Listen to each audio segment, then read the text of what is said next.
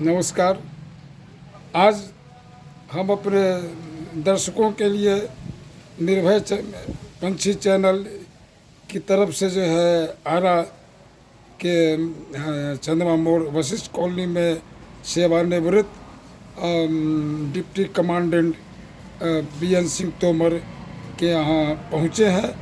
और इस बार हम अपने दर्शकों के लिए अपने चैनल के जो है सुधी दर्शकों के लिए उनसे बात करेंगे कि वो जो है एक्चुअली में बीएसएफ और पैरा मेडिकल फोर्स वास्तव में क्या है, अपना अनुभव और अपने बारे में बताएंगे कि वास्तव में ये जो बीएसएफ है या पैरा मेडिकल फोर्स है वो देश के लिए किस रूप में कैसे काम करती है। चूँकि वो उन्होंने काफ़ी लंबा समय उसके लिए किया है और जिया है और अलग अलग देश के हिस्सों में बॉर्डर पे काम किए हैं।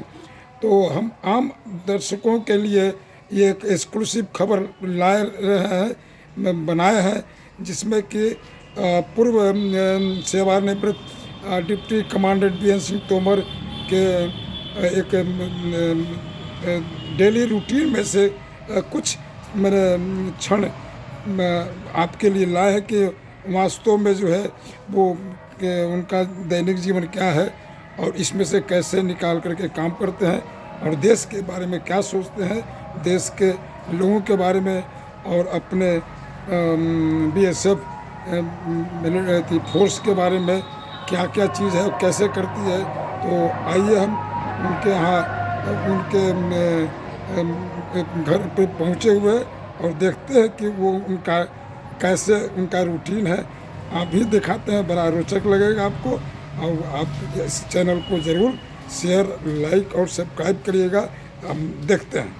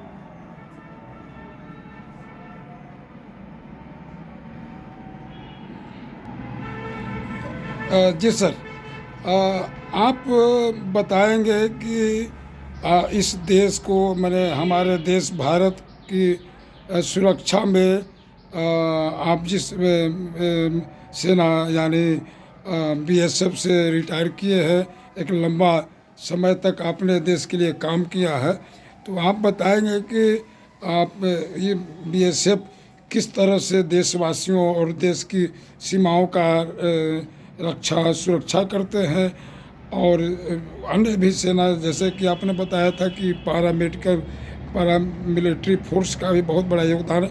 तो इस बार हमारे सामान्य देशवासियों को, नागरिकों को आप जरा बताएंगे, हालांकि समय कम रहता है, संक्षिप्त में बताएंगे कि किस तरीके से बीएसएफ अपनी सीमा को, अपने देश की सीमा को सुरक्षा करते हैं, किन विषम परिस्थितियों में से करते हैं, और कैसे कैसे उनको जो है झंझावतों और से जूझना पड़ता है। जी सर। धन्यवाद पाठक साहब, धन्यवाद। और मैं एक पूर्व फौजी के हैसियत से पूरे देशवासियों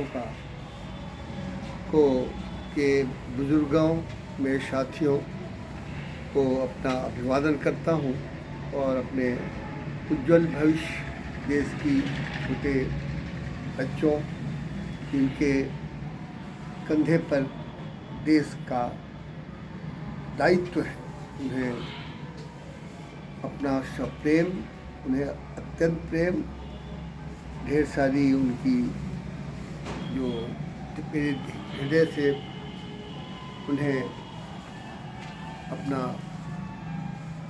प्रेम व्यक्त करता हूँ। जहाँ तक आपने सवाल किया है पैरामिलिट्री के बारे में, तो 1965 तक आर्मी की जहाँ तक बात है, वो ब्रिटिश टाइम से ही आर्मी की स्थापना की गई थी। लेकिन पैरामिलिट्री फोर्स, खास करके बीएसएफ की मैं बात करूँगा कि 1965 की लड़ाई, 1965 तक पूरे देश की सीमा पर स्थानीय राज्यों की जो आर्म्ड फोर्सेस थी, वो आर्म्ड फोर्सेस तैनात थी। और जैसे आप राजस्थान ले लें, वहाँ आरएसी थी, आप आसाम ले लें, वहाँ उसमें भी बीएसएफ उसका नाम था। तो जहाँ जहाँ जिस स्टेट की सीमाएं लगती थी, वहाँ उसी स्टेट की आर्म्ड फोर्सेज जो है सीमा की रक्षा करती थी। 1965 के बाद तत्कालीन प्रधानमंत्री सादगी और मैं कहूँगा कि सरदार वल्लभ भाई पटेल के बाद इस देश को कोई ऐसा व्यक्ति मिला जो देश की मर्यादा,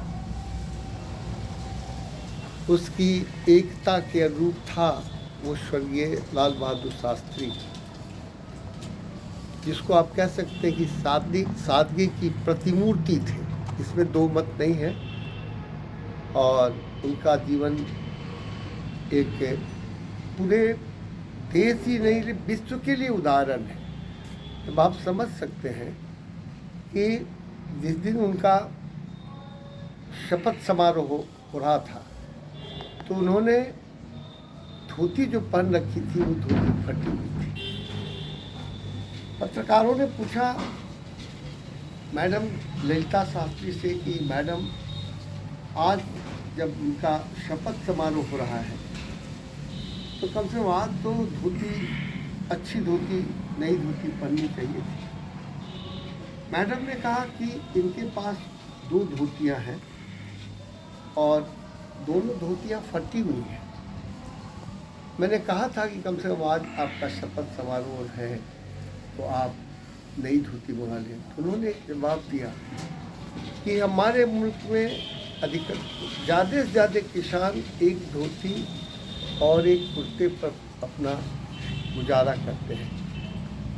तो देश के प्रधानमंत्री को क्या नैतिक अधिकार है जो सच समझ करके और शपथ ग्रहण करे।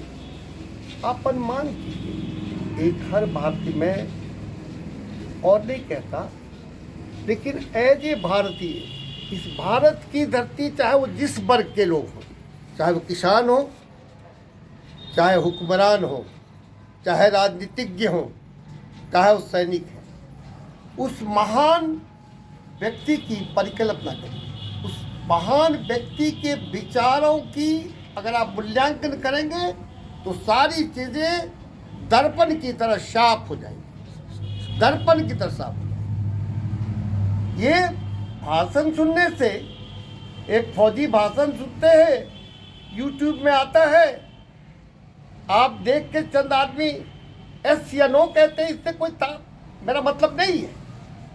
आप जो वाक्य, ये जो चरित्र मैं आपके सामने रखता हूँ, इस देश को सरदार वल्लभ भाई पटेल, सुभाष चंद्र बोस, लाल बहादुर शास्त्री, श्यामा प्रसाद मुखर्जी ऐसे व्यक्ति की जरूरत है, और तभी देश का कल्याण हो। आपके प्लानिंग बनाने से, आपके योजना बनाने से कुछ नहीं होगा जब तक आप अपनी जिंदगी में उस सिद्धांत को, उस आस्था को, देश प्रेम को, दिनकर ने कहा, जिसको नहीं निज जाति तथा देश का अभिमान है, वह नर नहीं पतु है निरा और मृतक समान है। इन पंक्तियों का मूल्यांकन करें, आपको सारी बातें समझ में आ जाएगी। और आप इस कान से सुनते हैं, उस कान से निकाल देते हैं, तो फिर तो कोई सुनने का या यूट्यूब में देने का कोई मतलब नहीं है। ये तो बात चलती रहती है, चलती रहेगी। तो मैं विषयांतर हो रहा हूँ कि लाल बहादुर शास्त्री ने महसूस किया इस देश की अंतर्राष्ट्रीय जो सीमा है उसकी सुरक्षा के लिए एक सुदृढ़ बल होना चाहिए का गठन किया जाए, जो देश की सीमा का सक्षम तरीके से उसको प्रोटेक्ट कर सके, उसकी रक्षा कर सके। और 1 दिसंबर 1965 को परम आदरणीय KF रुस्तम जी IP, जो फिरोज गांधी, इंदिरा गांधी के पति के अपने चाचा थे, उनके कुशल नेतृत्व में BSF का निर्माण हुआ। उसके बाद ये उसकी स्थापना हुई और BSF को पाकिस्तान की सीमा, आज पूर्वी पाकिस्तान जो आज बांग्लादेश है, और कुछ हिस्सा जो भूटान, जो सिख आपका बर्मा के साथ लगता है, मोरे इत्यादि, इन सीमाओं पर BSF को तैनात किया गया। उसके बाद उनका प्रशिक्षण एक आर्मी की तरह हो, ये सारी व्यवस्था की गई। और मैं अब अपने, आज तक तो मैं आपके बारे में बोलते रहा हूँ, लेकिन आज मैं क्षमा चाहता हूँ कि मैं अपने स्वार्थ के लिए, मैं नहीं, बल्कि अपने बल के स्वार्थ के लिए, विभिन्नता में एकता अगर किसी को देखना है तो आप पैरामिलिट्री को देखो। पैरामिलिट्री में कौन है? BSF है, CRPF है, ITBP भी है, SSB है, आसाम राइफल है, जिसमें विभिन्न जाति के, विभिन्न संप्रदाय के लोग एक साथ बैठकर और देश की सीमा को सुरक्षित रखने के लिए कृतसंकल्प रहते हैं। हमारा मोटो क्या है? BSF ड्यूटी अनटू दैट, मृत्यु पर्यंत काट, मतलब डू एंड डाई। तो मेरे दोस्तों, ये हमारी प्रतिज्ञा है, और मैं अपने को अत्यंत सौभाग्यशाली मानता हूँ कि मैं एक मिलिट्री से पहले मैंने कहा था कि फर्स्ट वर्ल्ड वॉर से मेरे पूर्वज मेरे 14 राजपूत थे और आज ये हमारी परंपरा चल रही है। आज मैं बीएसएफ में सेवानिवृत्ति के बाद अपने को गौरवान्वित फील करता हूँ और ये धरती मुझे कभी नहीं कर सकती कि तुमने मैं कहीं भी मेरे साथ बेवफाई की। मैं मरना पसंद करूँगा लेकिन अपने सिद्धांत से मुकरना पसंद नहीं करूँगा। और मेरे को और भी स्वाभिमान है कि मेरे बच्चे में मेरे दिखाए हुए पद चिन्हों पर चल रहे हैं। अब मैं फिर विषयांतर हो जाऊंगा। मेरे दोस्तों, मैं दो बात कहता हूं कि आज मेरा बल नीरू गिरेज में तैनात है। मैं त्रेगांव में 61 बटालियन में था। मेरा एक पोस्ट आकाश 19,000 फीट पर था। तो हम पाकिस्तान के दुर्गम चोटियों पर तैनात हैं। आईटीबीपी ले ले, कंप्लीट आईटीबीपी जो है चाइना के साथ संघर्षरत है। लेकिन एक बात का हमें दुख है कि बल के साथ छल हुआ। क्या कहेंगे छल हुआ? 1904 में हमारे जवानों का या हमारा पेंशन रोक दिया गया। जवान क्या कहते? No pension no tension. आप कल्पना कर सकते हैं देशवासियों कि कमांडर के लिए जब उनके जवान का ये शब्द है नो पेंशन नो टेंशन, तो कमांड कितना डिफिकल्ट है। शायद हमारे हुक्मरान जो दिल्ली के गद्दी पर बैठे हुए हैं इसकी परिकल्पना नहीं कर सकते, क्योंकि उनके एयर कंडीशंस में उन्होंने ये चीज नहीं देखा। आप आकाश 19,000 फीट पर जाइए, आप नीरू गुरेज जाइए, आप जाके देखें। आज सियाचिन में जो हमारे फौजी भाई रहते हैं उनकी जिंदगी को देखें। मैं प्रैक्टिकल बोलता हूं, it is very difficult to hold the ground. भीषण जाड़े के टाइम में जहां -40 डिग्री टेम्परेचर होता है उस चोटी को पकड़ के रखना ही सबसे बड़ी देश की जवाबदेही है। उस भीषण ठंडे में लड़ाई की परिकल्पना बहुत ही कठिन है मेरे दोस्तों। लेकिन क्या मिला? लेकिन ये कहना नहीं चाहिए केंद्रीय सरकार, चाहे वो कांग्रेस हो चाहे भारतीय जनता हो, आप एक तरफ एक ही जगह पर आर्मी तैनात है, एक ही जगह पर बीएसएफ तैनात है और एक ही जगह से आईटीबीपी है, एसएसबी है, सारी मिलिट्री फोर्सेस है। जनाब, आप एक को पूरा पेंशन देते हो, आर्मी को पेंशन देते हो, एयरफोर्स नेवी आर्मी को देते हो, आप उनको 1 रैंक 1 पेंशन देते हो। हमने क्या गुनाह किया इस देश के साथ? हमने क्या गुनाह किया? आपसे मैं देशवासियों से पूछता हूँ और मैं अपने लिए नहीं बोल रहा हूँ। हाँ, लेकिन मेरा भी स्वार्थ है, क्योंकि मैं 80 साल का हूँ। मैं भी चाहता हूँ मुझे 1 रैंक 1 पेंशन मिले। लेकिन क्या गुनाह है कि जो आप आर्मी को दे सकते और उसी के बराबर, पर उससे थोड़ा भी कम नहीं, उससे ये नहीं कहता मैं उनसे गुरुतर हूँ, लेकिन उससे कम भी नहीं हूँ। मेरा प्रशिक्षण उनसे कम भी नहीं है। आप वो सुविधा मुझे क्यों नहीं देते जो आप दूसरी एजेंसी को देते हो? ये हमारे पैरामिलिट्री के साथ बेइंसाफी है, हमारे साथ बेइंसाफी है। अब ये बात मैं खत्म करता हूँ, लंबी व्याख्या नहीं दूंगा। अब मैं देशवासियों पर छोड़ता हूँ कि हम पैरामिलिट्री के फोर्सेस को पेंशन मिलना चाहिए कि नहीं, 1 रैंक 1 पेंशन मिलना चाहिए कि नहीं। और हम क्या नहीं करते?